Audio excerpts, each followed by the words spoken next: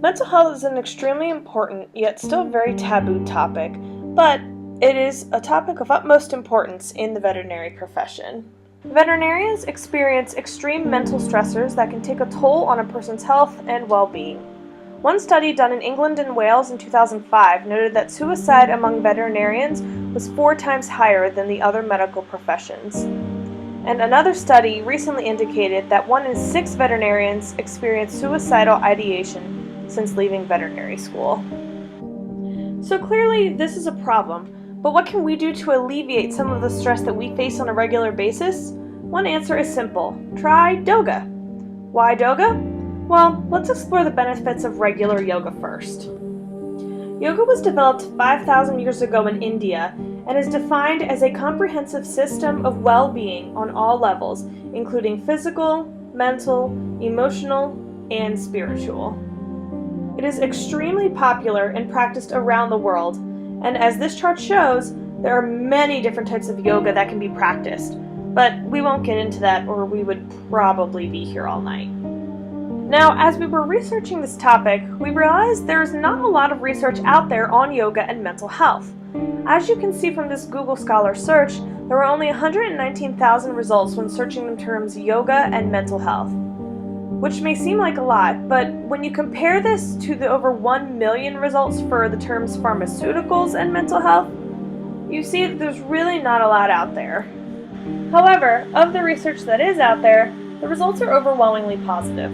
For example, in this study, they took 2 groups of individuals with diagnosed depression. One group performed an 8-week yoga regimen, with the other serving as a control. The yoga group had significantly decreased Beck Depression Inventory scores by the end of the trial compared to the control group. This number is just a standardized measure for depression in individuals. Another study that was specifically aimed at college students found both physiological and psychological benefits of students who performed yoga. Physiological benefits included decreasing sympathetic nervous system activity, which resulted in overall mental relaxation and decreased autonomic arousal. Psychological benefits included physical relaxation, reduced sleepiness, mental quiet, and a decrease in perceived stressors. So, back to yoga. Yoga is dog yoga and involves teaching your dog to perform yoga poses. This allows for bonding with your dog as well as all the benefits that regular yoga provides. So, we decided to test this out ourselves and teach each of our dogs to do a yoga trick. This is my dog Helen. Helen has been blind since I rescued her about 4 years ago. According to the shelter, she was in and out of rescues at least 9 times, so needless to say, she is one big furball of anxiety. This, along with her blindness, presented some challenges. I didn't quite make it into a doga pose, however, I did get her to respond to a down cue. That in and of itself was really rewarding, and I believe, although it might take some time, I will be able to eventually get her into a doga pose. This is my dog Howie. I'm going to train him how to bow, aka do downward dog. When I first started training him, I would start with him laying down. Mary's behind him, encouraging him to stand up on his hind legs so he can learn the bow position. But it was really hard for me to train him that way when I was by myself, so I changed my approach and would start with him standing. I put my arm under his belly to prevent him from laying down and held a treat out in front of him. I would reward him every time he took a step forward or bowed his head or made any move close to the bow that I wanted him to learn. And he eventually offered that bow on his own.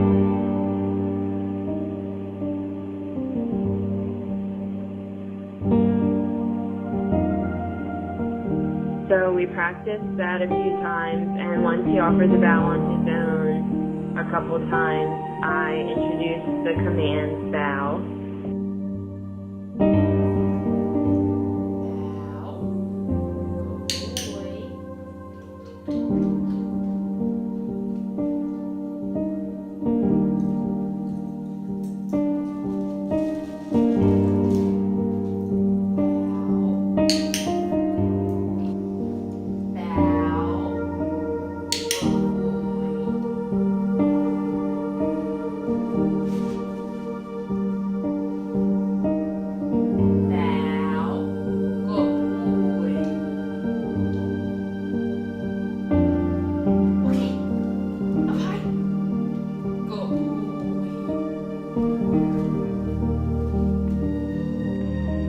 This is the final product, Howie and I doing our yoga pose together. It looks like Howie loves yoga, or maybe he just loves all the treats.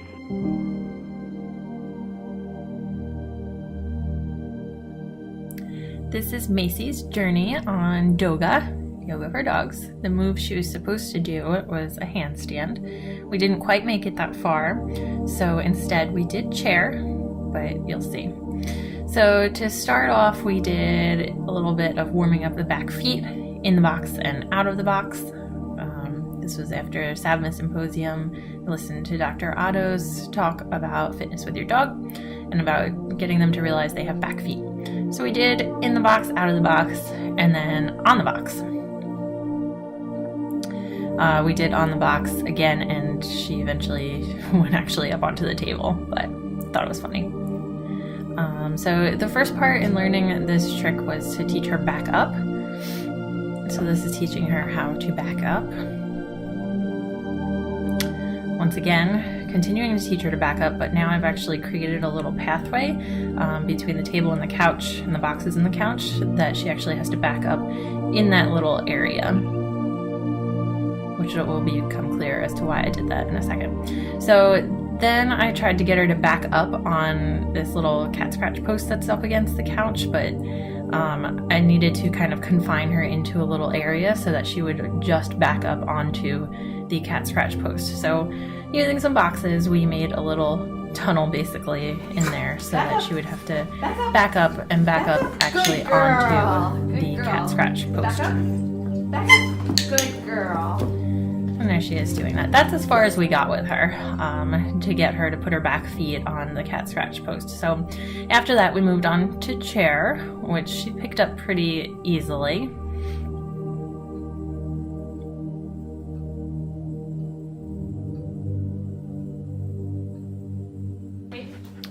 And then this is just with the yoga mat, us doing chair together, and me actually doing chair. So this is our completed yoga Good girl. position. Okay, do it one more time. Sit. Wait. Wait. Good chair. And then I also real quick tried to get her to roll out the mat by telling her to find it. She knows if I put treats down to find it. And then we also did a little mini agility run, which I was very proud of. She's never done the weave pulls before.